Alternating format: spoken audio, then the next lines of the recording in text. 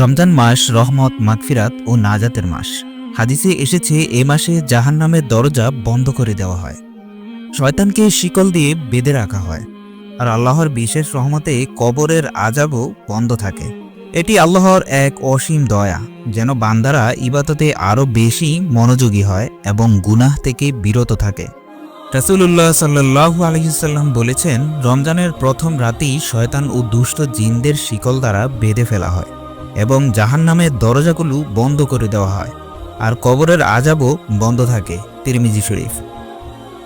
এ মাসে দোয়া কবুল হয়, নেক আমল বহু গুণে বৃদ্ধি পায়। তাই আসুন রমজানকে একটি সুযোগ হিসেবে আমরা ব্যবহার করি, যেন আল্লাহ তাআলা আমাদেরকে চিরমুক্তি দান করেন এই রমজানের উসিলায়। যারা এ পর্যন্ত সবগুলা রোজা রেখেছেন, মন খুলে বলুন আলহামদুলিল্লাহ।